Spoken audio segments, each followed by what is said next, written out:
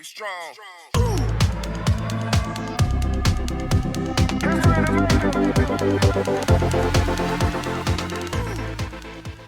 Good morning, good afternoon, and good night, and welcome back to the Amateur Otaku podcast. I am Brandon Alvaro, the Scarlet Fan. Right here is Christmas present, Mike. Ho, ho, ho. Kisses for everybody. Oh boy. And the Mad Dog Isaac himself. Wait, you know what? I'm going to do an old school one. The one, the only, the Mad Isaac Wolf. What's up, dude? Kisses, titties, and kisses, titties all around. Jeez. You know what? Isaac is determined to make sure this channel never gets monetized. Well, it will be one day. I mean, there Bitches is. saying chick butt, hoes, and tricks. Yo, Guys, we didn't even last 20 seconds into this Chainsaw Man episode. Good grief. welcome back to the Amateur Otaku podcast. Oh As my me god. and AJ said last time we did Chainsaw, Bleach and Chainsaw is our R-rated show.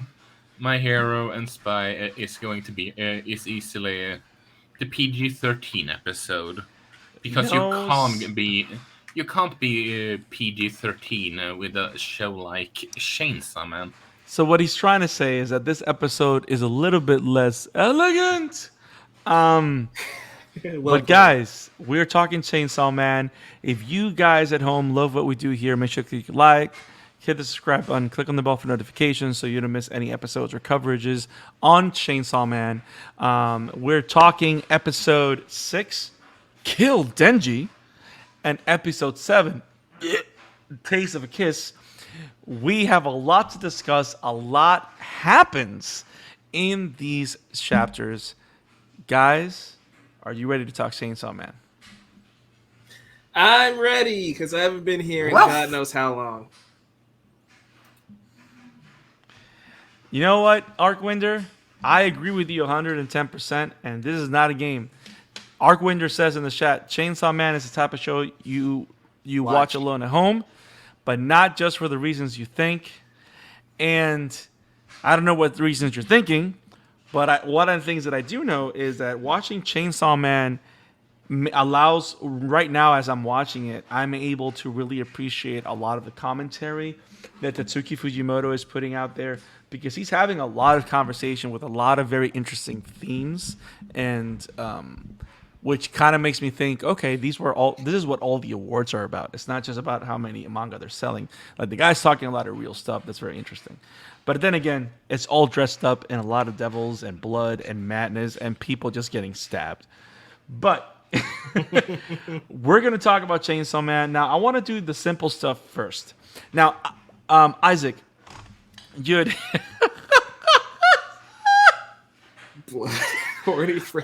Arkwinder gives us his very simple explanation of Chainsaw Man.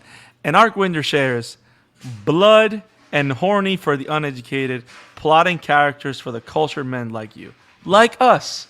We're all cultured men. But we also like boobs and tits. Bark.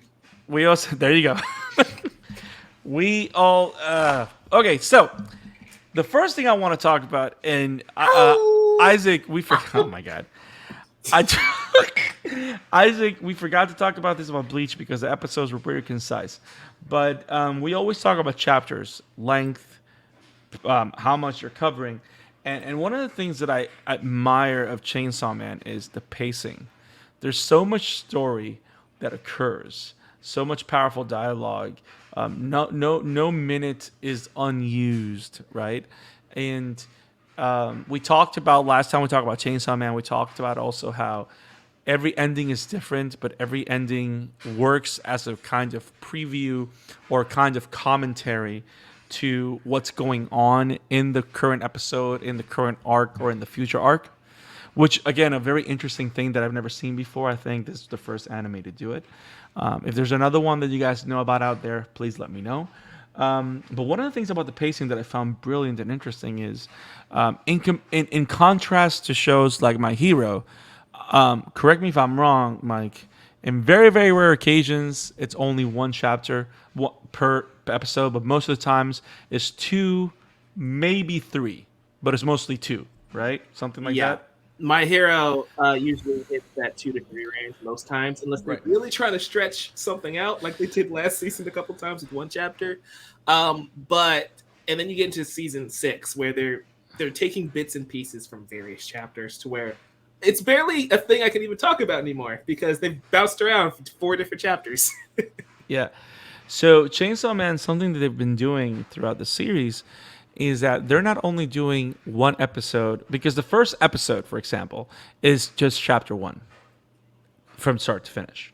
Yeah. But one of the things that they've been doing since episode 2 and onward is that they're doing 3 to 3.5 chapters per episode. And this particular episode, Denji killed Denji. I was going to say Denji kills. This is not like a Halloween reference. But Kill Denji starts in the second half of chapter 15 all the way to chapter 18. And then chapter 7 is episode 7 is chapters 19 to 21. But they cover so much ground that's interesting. But what I love about this particular episode to start with, because again, it was a great way to segue into the new story beat that they're doing, because at the end of the last episode, we see them entering the hotel, right? And the cliffhanger is that they notice that the 8th floor stairs go directly to the 8th floor. Yeah, that's a good point. Most first chapters in a manga are a lot longer. Well said, Arcwinder. It is a 65-page long. You're right. But this one picks up directly where the last episode starts. I love that no episode starts with a flashback, because ain't nobody got time for that, right? We got to start directly. Have you noticed that every single episode of Chainsaw Man starts directly where the previous one ended, with no flashback, no recaps, no nothing? And then at some point, whether it's 1 minute or 2 or 3 minutes in, then the intro comes along. Have you guys noticed that? Oh yeah, definitely. And it's it's something very 'cause- and it's very deliberate, like very deliberate. Yeah, so I'm doing reaction videos to Chainsaw Man over on the channel. So I've actually been recording everything that's going on, and Link to that video in the description. thank you, sir. But yeah, I noticed that each episode you just jump right in, which is really something I have to be aware of because I'm filming like a live reaction, so I have to make sure I am conscious of what has happened in the previous episode. And they don't hold your hand really when it comes to, hey, we're just throwing you right back in. We're going. We're not going to hold your hand with this. We're not going to do a billion flashbacks to a certain swing. We're just doing the dang thing, right? And it makes it a lot easier to enjoy, really, because it feels like I'm getting 3.5 chapters of content per episode, right? Because I'm not rehashing something I already saw last week or 2 weeks ago. Right. And I'm glad that you mentioned that, because it makes the disconnect from one chapter to another to be seamless, because it doesn't feel like they're separate It doesn't feel like they're separate episodes. It feels like a handoff. Yeah. You know what I mean? It feels like a very nice passing of the baton, like the same weight of, and especially in the type of cliffhanger that it ended, it's a great transference of tension. Like you don't feel like you feel that you still have the tension from that cliffhanger, as opposed to forgotten how to feel and having to rediscover the tension as the episode goes along. Does that make sense? Like they keep you on your toes, and I think it's brilliant, and especially in what's set up here, because the playground for this episode is a never-ending hotel floor. Created by what we find out in this episode is the Eternity Devil. But did anybody get the Shining grooves or vibes from this episode? Yeah. I mean, Good, Isaac. with all all the movie reference there is and influences, I can see where you're going with. Yeah, like Yeah, it's very eerie. It's a very eerie hotel room situation, and the tension just builds and builds this yep, episode. It's so yep. fantastic. I might be blurring a couple of things because I binged watched this show today. So if I'm pulling from the wrong episode, I'm sorry. No, you're But fine. this entire eighth floor concept, it is something that we have seen in movies before. But the way that they handle it, like the fear and terror that you start to feel these characters go through, yeah, it definitely is invoking some of those classic horror vibes and Yep, tropes. yep.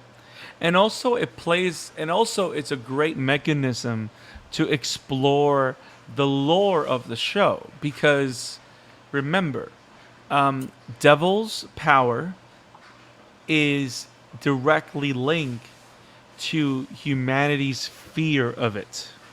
Yeah.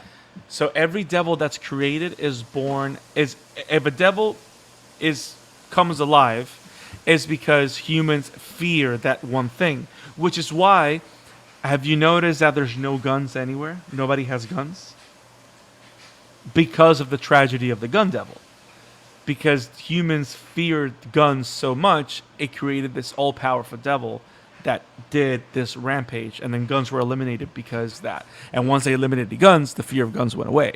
So it's funny because as Kobeni, which by the way, whining a little scared bitch, as Kobeni and Akai or whatever his name is, start freaking out and getting into panic attacks while they understand the situation, the Eternity Devil just gets stronger. And I love how it's a very show, not tell presentation of that lore and understanding of that world. That is so interesting. And kudos to Tatsuki Fujimoto because it's what a way of creating this world and building it, right? Yeah, for sure, for sure. I really felt bad for them because in the episode 2, right, we had Aki basically jump Denji and say, "Hey, if you know what's good for you, quit."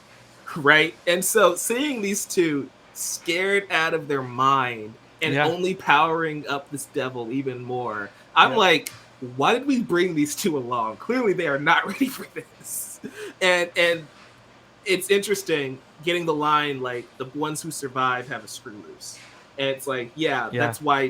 that's why because a rational person would be afraid in that situation. And then there's Yeah. Denji who wants a kiss, so he is going to go head first Yep. into danger because yeah, it's just so fascinating. The character moments are great, the horny moments not so much. And I'm glad that you mentioned Denji here because I've read Denji for a long time because I'm caught up with the book that's in chapter right now. I think chapter 122 just released. I think, and I feel that I've never understood Denji as much as I do now watching him. And what I love about Denji's demeanor is that a lot of people may see it as childish, but you got to figure 112, but 112. Okay, thank Go you. on. I missed it by 10. Thank you. Denji has died. So now he just doesn't care. More than ever, he just doesn't care. He's alive again, and he just wants to be able to be alive. And he's not going to let anybody prevent him from living. But again, yes, like Aquawinder says in the chat right now, Denji is a horny but very simple man. You can't help but respect him for his unbridled nature. Well said, Arcwinder. And it goes all to the fact of the bed scene. This is a guy that never had a bed. I mean, he had That's a bed, true. but he's never been to a hotel room. And he literally says, I got to thank this devil for this nice bed. Yeah, you go back And he to, goes like, to sleep. And you go back- Aki is surprised that he falls asleep. Yeah, you go back to episode 2, right, where he has toast for the first time. Yep. And it's just like, oh man, you kind of forget that the things we take for granted are a big Yes. deal to him. So Yes. like, even just having friends to go out and get drinks with is an experience he's never really had before. Yep. And so I think that's, again, like you said, right? That's why he has no fear, because he has already he's come from the bottom and he has died. You can't Literally, get he's any the pure definition of started from the bottom. Now we're here. right, exactly. But it's like Denji's his life was in the gutter. Then he gets killed. Then he gets a second chance.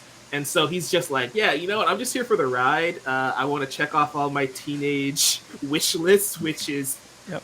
kisses and boobs. And it's like he's 16. That now makes sense. I didn't realize how young he was until this last episode. Yes. Episode 7, yeah. And it's like, yeah, I fully understand why that's his character motivation now. But also, it does make him endearing, right? Because as each episode progresses, he experiences a new thing that most of us take for granted. And it just makes him really, like, it makes him really empathetic in a way, right? You feel happy whenever he gets a win, because he's slowly starting to finally experience life. Yes. And that's the whole thing, right? Interesting point from Mark Winder here in the chat. I don't think the bottom is fair term. The bottom implies could it get worse. Well, here's the thing. I think he hit the bottom from a human standpoint. Whatever he is now, I don't think he's met the bottom from that. Yeah, I mean, being chopped up into pieces and thrown into a dumpster, I would say, is the bottom. That's my point of, like, his life was pretty awful up until now. Now, so another thing that's super interesting with Denji also is that everybody's so serious and stuck up about life, and everybody focuses on what the other person is doing from preventing them to be happy. Denji just says whoever has the strongest dream and will get what they want, but he doesn't directly get into other people's way. And that's something that's very interesting that occurs here, because the Eternity Devil makes everybody offers them a contract, which again, we find out that a contract, when offered by a devil or made with a devil, is literally something that if one of the two parts of the contract does not fulfill it, the other thing would die, and that includes devils, which is a very powerful explanation and exposition that I think is going to play into a lot of things in the future, which is great that we finally hear about this, right? Mm-hmm. But literally, the Eternity Devil says, I'm going to make it very simple, guys. If you guys kill Denji and feed him to me, I'll let you go. And what happens? The two scaredy cats only think about themselves, and they try to talk people into killing Denji. And even Himeno is trying to get Denji killed to some point just to save Aki. So everybody's thinking from themselves, no matter what it costs to others. And Denji's never like that, which is one other thing that I enjoy about Denji. Like, yeah, this was a fascinating concept. And again, I actually recorded my thoughts on that one, so you can actually see my thought process as this episode breaks down. But it's like, that's a hard call, right, to sacrifice someone. But it's like, after a certain point, you really have to contemplate, is it worth sacrificing these 4 people just to try and keep Denji alive, right? I think that's why that dilemma is so interesting to me. Yeah. And I'm glad that Denji was just like, okay, you know what? Let's go. I'm just going to go beat the thing and be the shonen protagonist that I am. But I think that caused a lot of interesting dialogue, especially when you get to Aki, right? His willingness to say, hey, I need this guy later on. Because this Denji... He's being selfish, too. Right. They're all really being selfish, except for Denji, who seems indifferent to the idea. Because one thing I thought stood out to me, and Isaac, you can let me know if this stood out to you, too. Denji never really fights for his survival, right? He kind of just watches it all happen. He never says, hey, I have a lot to live for. Hey, you can't... Dude was sleeping. He was taking a nap, damn it. Yeah, but like, he slept through most of it. Yes. Then when he gets up, he just kind of watches it all unfurl, and he doesn't really think much about it. He's just like, okay, well, I'm going to see what they say, and we'll go from there. I mean, like we talked about before, he has been chopped up to pieces and resurrected. It's just like, let's just go with it. I don't. I have hit rock bottom before. I don't really care at this point. Exactly. Yes, the good old Yes. Naruto. I don't Oh, care if they try and kill me. I don't betray my homies because that's my ninja way. yep. But I love the fact that this also is a moment where, because Aki literally sacrificed himself to protect him, whether it was selfish or not. You got to think that's the first time that someone has defended Denji that way. Yeah. Which again, it's why he also said, you know what, at this point, I'll just throw myself. But that's kind of him also saying like, I You appreciate owe what me, you did. motherfucker. What? He said. He's pretty much said that we're even, motherfucker. Yep. Or Yep. Yep. It's a little bit of that, but it's like an honor system. That's very interesting. But yeah, the episode ends with Denji literally cranking up the chainsaw and just going into the Eternity Devil. 3 Um, days, man. Yes, but here's the other thing that's interesting. Which, oh, by the way, before we go into this next episode, episode 7, can we talk about the fact that Kobeni had to become a devil hunter or a sex worker? Like their parents were going to force her because they wanted his brother to what? That, I- yeah.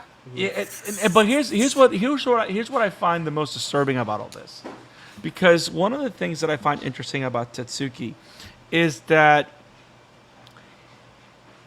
there's a rawness to his presentation of humanity that is very honest, and I think we see. I don't know, Artwinder. I don't think she can. So far, I don't think she can.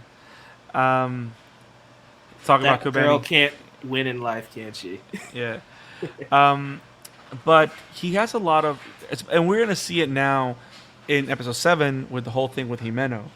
But it's like this story, even though is deep into this supernatural lore and whatever, it's a very real world. Like it's meant to feel that way, right? Humans are not superheroes. They're not superpowered. They can die at any moment. Very Attack on Titan like. Humans are scared of devils. Like Denji is the exception, but he's been doing it since he was a kid. And now, I kind of lost my train of thought, but I admire how real it is that he's presenting these situations and how humans would react to these situations. And I love how you see the experience, you see the inexperience, you see how people just turn on each other to protect their own interest. And then when you go to the fight between Chainsaw Man and the Eternity Devil, we find out that the Eternity Devil is doing all of this because he's afraid of Denji. Why is a devil that's never seen Denji before afraid of Denji? And also, why is this devil talking like he knows who Chainsaw is? That is the questions that I'm gonna be having for the next couple of weeks. Yes. Yes. Yeah, it's such a interesting plot thread that there was a lot of stuff that was just kind of dropped in this episode, and it's just leaving me the only non-manga reader in the room. It's leaving me scratching my head like, okay, why did this devil know him? What the heck does Aki's sword do? Yes. And they just dropped that. It's like, well, gotta see him use it, right? And they're just like, no, next time, maybe at the end of the season. I don't know. I need to know what that sword does, though. Yeah. No, and what I love about it is that there's all this mystery, but also what I love about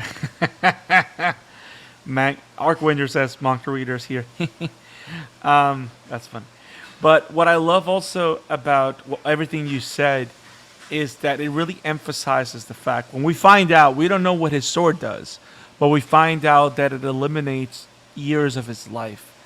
Everything has a cost. Nothing comes for free. Yep. Everything has a cost. And him being powered up as a chainsaw man requires blood, because blood fuels the machine, blood fuels the monster.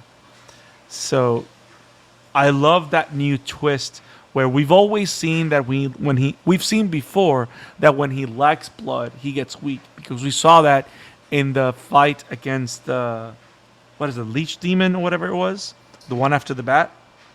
Yeah. We do see him get powered down because he didn't have blood.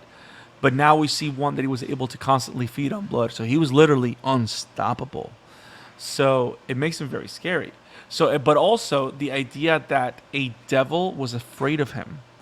And if you go back to the first chapter, the zombie devil was afraid of him as well. It makes me think, does he get more power because devils fear him? That is a very fascinating question, and Yeah. the annoying part is I don't know if you guys already have the answer to that, and you're just toying with me. I'm going to go back to the original statement. Manga readers. Yes. We're going to pull the Anya. But yeah, I mean, of course, Chainsaw Man saves the day. Everybody feels shitty for trying to kill Denji. As But- they should. Yes, they should. Yes, they should. But they all go out for drinks. Yep. And a lot of things happen. A lot of things happen, and yet nothing really happens. That's what makes this episode so cool. Yes. Truth. Now, the cool thing about this whole thing with the drinks is that you kind of feel it's like a slice. It's one of those slice of life moments, you know. You Before we get to that, let's just address this comment right quick. Arcwinder says, "Let me tell you, when I read Denji fight that devil in the manga, it was the most metal thing I've ever seen." I And the believe funny- it. I can't imagine what the art looks like in the manga. All I know is this. Yes, it was metal, but it gets metaler. And yes, I said it. Wow. But yes. So they're all talking about different branches. Oh boy. They're all talking about the different branches. Like this is supposed to be the whole team Yeah. of people working on their Makima. So Makima shows up. And Himeno is super drunk.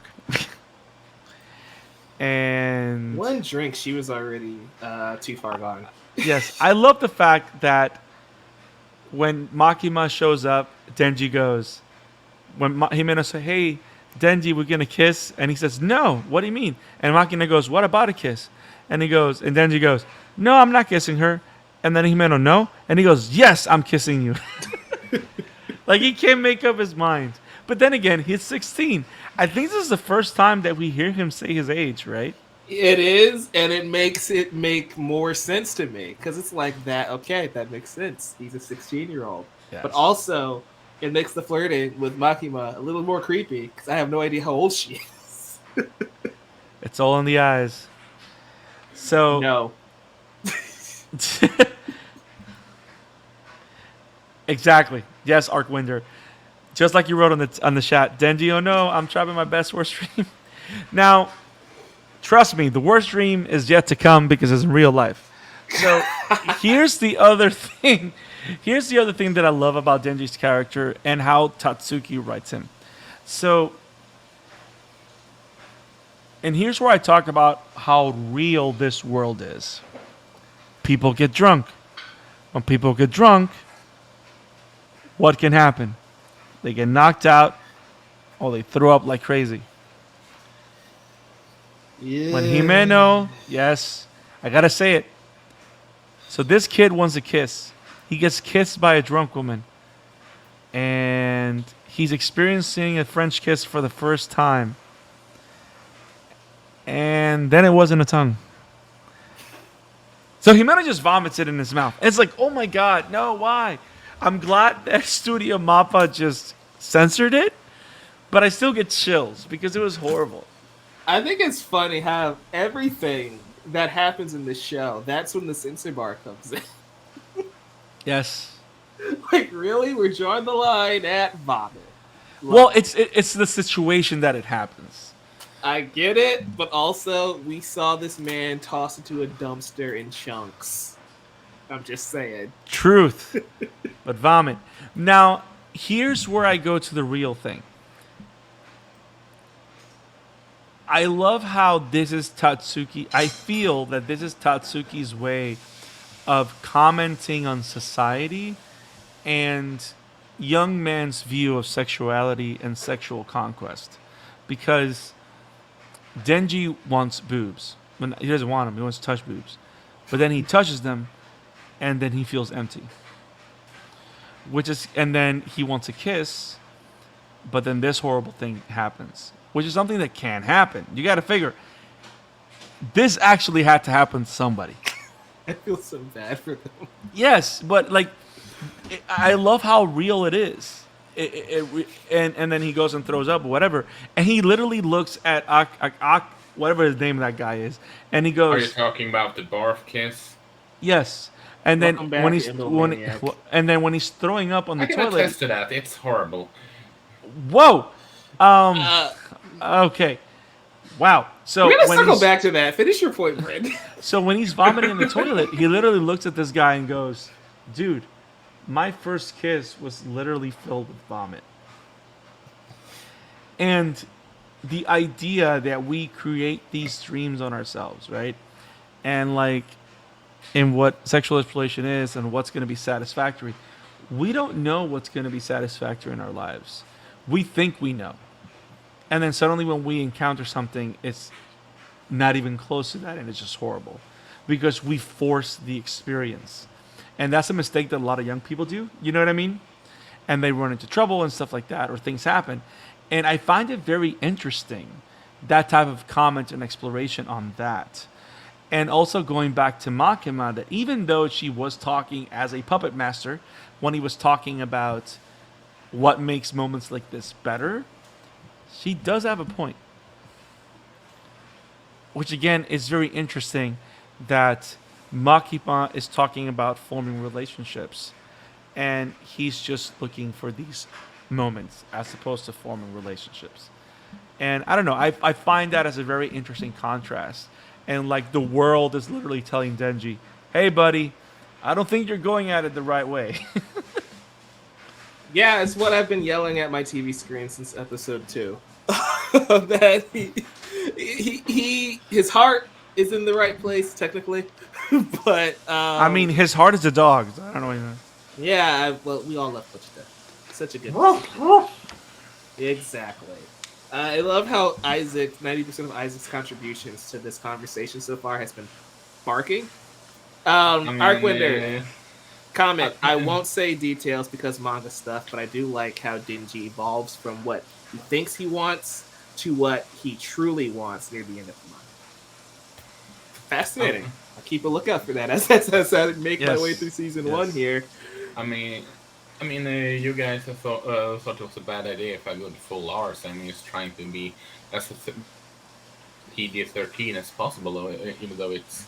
So can we go back to this barf kiss though, Isaac, where he's like, "Yeah, I can relate." What the heck did you mean there, man?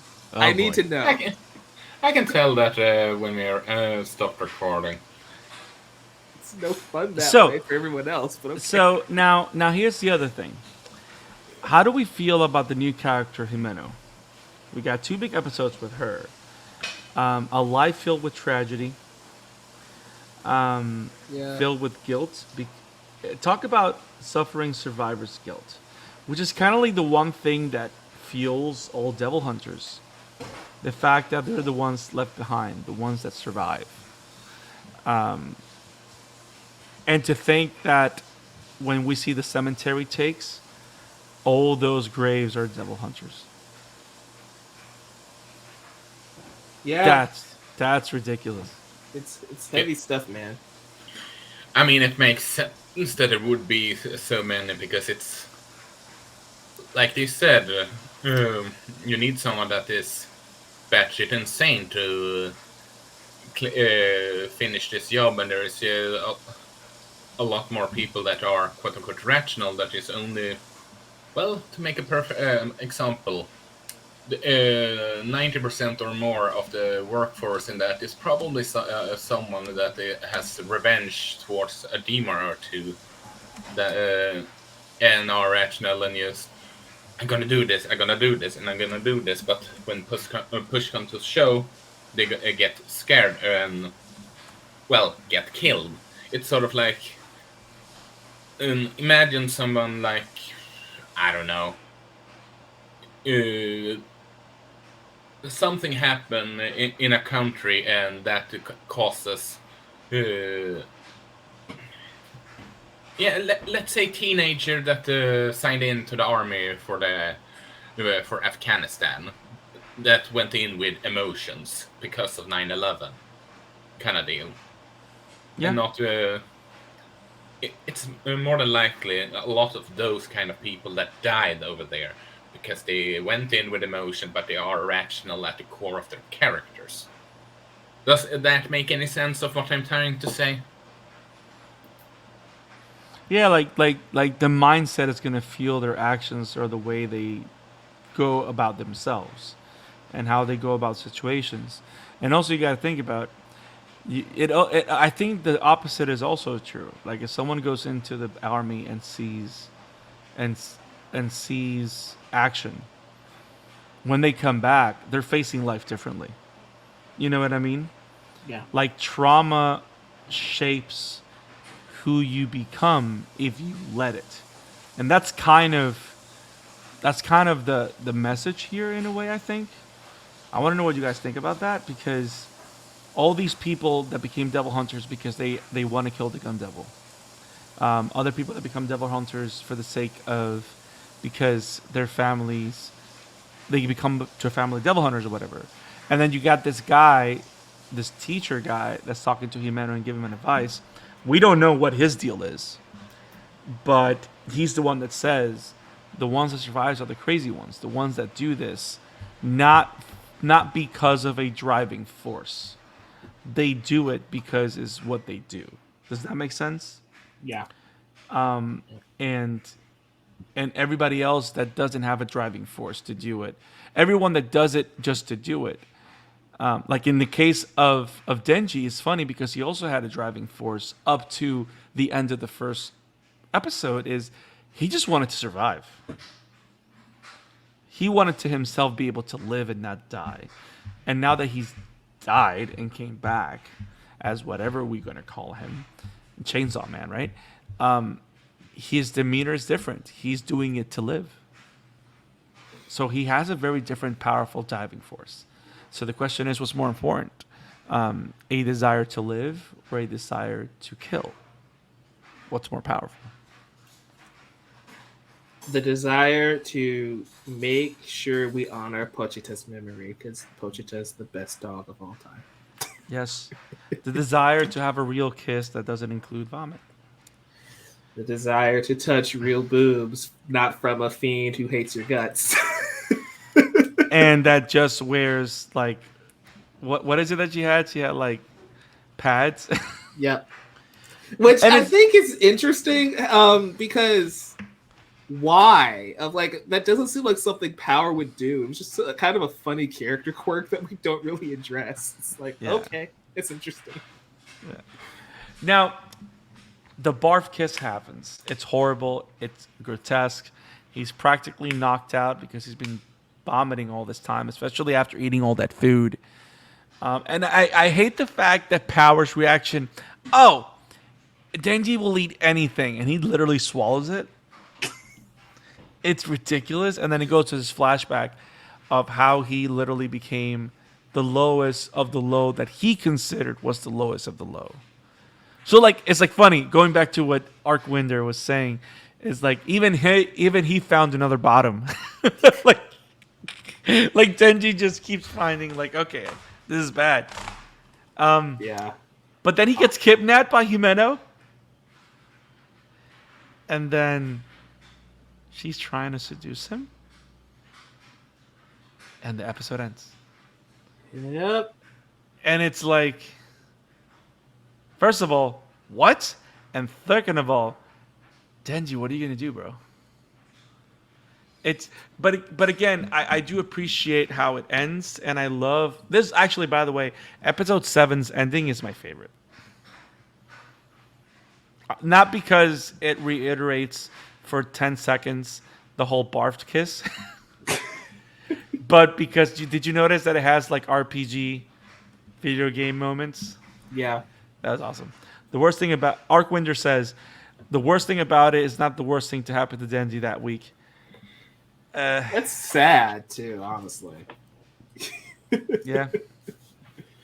There's truth in that statement. But yeah, all the endings have been great. This was a really, really good one again this week. Yeah. Now, question.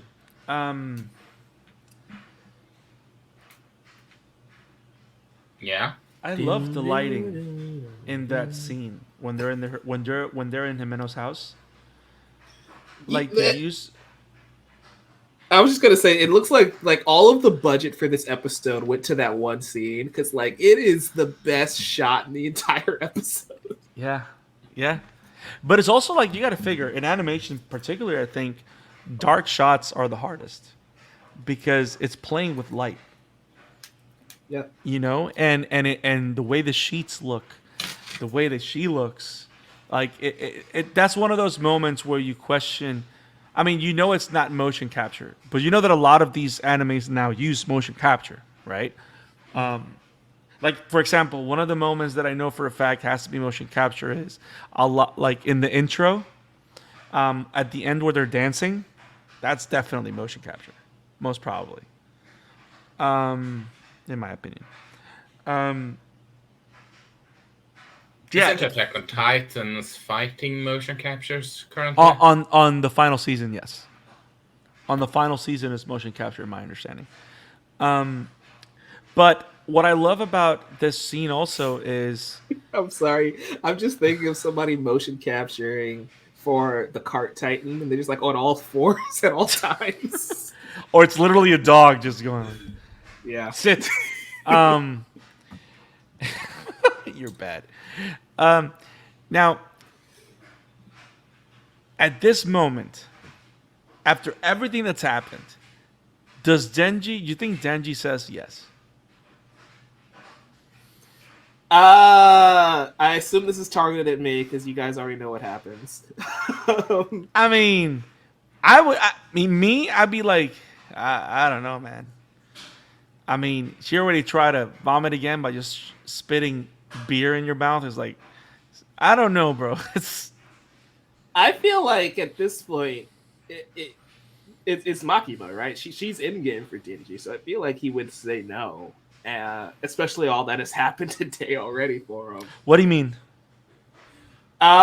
He'd find a way to get out of this situation, simply because It's not Makima. it's not Makima, right? And that was kind of his entire conflict for this for this episode, right? Right. So I feel like that would be the next evolution for the little arc that they're telling with Denji as far as his relationships in these last couple of episodes. That's just my read on it. I can be totally way off with that, but that's how I kind of No, and expect it to play out. that actually would make sense because it kind of brings you to the point of nice said Arwinder. It kind of brings you to the point of are we gonna have the same? Is he gonna grow in any way? Yeah. Because if he keeps doing the same mistakes and there's no growth, and then you kind of lose interest. So I kind of want to see where he goes from here. I'm making believe that I don't know what's happening, but still, I love, and I say it also with the respect that I do enjoy how much I'm rediscovering this IP by watching the show. It really has come alive, and I'm enjoying every bit of it. Not the kiss though, but I'm enjoying every bit of it. Do you guys have anything else on Chainsaw Man? I mean, a lot happened. Not a lot happened, but a lot happened. I love the fact that we were able to build this nice group of characters and expand on them a little bit. But I still like how Denji's just the kick-ass main character. I like how that's pretty defined. I like how he's not like any. It's not like the typical shonen protagonist where he stands out, but he stands out because everybody else is trying to do the same thing. And Denji just stands out because he's Denji, and I actually like that about this show. You know what I mean? Like, because Naruto stands out because he's the main character, but he's actually trying to be the best, and everybody's trying to be the best just like him. You know what I mean? Mhm. Like, Denji's just Denji. Yeah, Being the Denji's best weird. is him being himself. What was that? No, it's just Denji's just weird, and that allows him to one be the most powerful person here, but two, it does make him stand out, right? It does make him interesting. Seeing how he like the interesting part of the show is seeing how Denji interacts with these somewhat normal characters, right? Him and Power, really, they're the weird ones. They're the oddballs in the group, Yes. and so Power, win the Nobel Prize, and he's killing the Eternity Devil. Ha! I will win the Nobel Prize now. I was like, what the fuck? I don't think how this. I don't know. I don't think they know how this works. yeah, that it's so stupid, and I love both of them. They're my favorite idiots at this point. Yes. Yeah. Every other Arcwinder, 2 comments. Every other main character. I want to save the world and become the best. Denji. 1 set of boobs, please. Yes. Yeah, essentially. I mean, he just Yes. gets somebody to do both, like Naruto. I think Denji. he kind of lucked out. Denji, you have a choice. You can either be Hokage, or we can give you boobs. And he goes, "Are they Tsunadas?" And Denji goes, "Yes." I'll take the boobs. And with that, ladies and gentlemen, that is Chainsaw Man. Yeah, man. What a great couple of episodes. I love Chainsaw Man. I love Denji. I'm enjoying this show. I think we can all say we're all really enjoying it. Right, guys? It's weird, and I love it for that. Same. Hence why it's peak fiction. No irony, says Arcwinder. It is peak fiction. But yeah, so Chainsaw Man is awesome. We will be returning, guys, in 2 weeks to talk more Chainsaw Man. We still have 5 episodes left on the season because it's only a 12-episode season. But we're doing every minute of it. They're moving with it swiftly, but informatively, and there's a lot of great stuff coming, so I can't wait to watch it and see everyone's reactions because I'm loving every minute of it, and I want to know what you guys think about it. If you love what we do here, we cover Chainsaw Man every 2 weeks. Make sure you subscribe to our YouTube channel, click the like button, click the bell for notifications so you do not miss any single coverage of Chainsaw Man. We cover animes every single week. So make sure you follow us so you don't miss anything. We will not be talking about Chainsaw Man next week. Next week, we return with more Spy Family and more My Hero Academia. Per Matt Doc's recommendation and insistence, we will return with more video games that deserve anime adaptations. So make sure that you don't miss next week's episode so you can get part 3 of the amazing list that all of us come up together, and Arcwinder, of course. And Arcwinder writes in the chat, "'Twas a fun show. Looking forward to seeing Mag being more surprised by Chainsaw Man." We all want that. We all do. That's why I'm doing the reactions too on my personal channel, because I want everyone to be on the journey with me, because I feel like it's something special. It is. It is 110%. Now, guys, let's do the homecoming. Let's take this baby home. Isaac, if people were to follow you and wanted to find you, where can people find you, bro? Written work, World Entertainment, social media, Emblemaniac as of right now, unless Elon Musk is nuking the app. Wow. Mike, where can people find you and your reactions? You can find me at Novice Cinephile on Twitter, on Facebook, on Hive, on Instagram. It's The Novice Cinephile. You can also find me on TikTok, same thing, Novice Cinephile. But specifically, for the sake of this conversation, go to youtube.com/Novice Cinephile, where I'm reacting to Chainsaw Man. I probably have like 5 episodes dropping this week because I'm catching up. But also, we have 2 episodes of The Chatter After dropping this week. Really fun stuff. Black Panther, Wakanda Forever, and Rise, Roar, Revolt. One of my favorite movies of the year. It's going to be a fun time. Make sure you check those out. You can find me at the Scarlet Fan 52 on Twitter, and you can find the Twitter. You can And you can find the podcast at the Amateur Otaku on Twitter. Have it awesome, guys. Keep watching anime. stay awesome, and be like Denji. Be yourself. Boobies. Peace. Oh, that too. Peace. It is. It's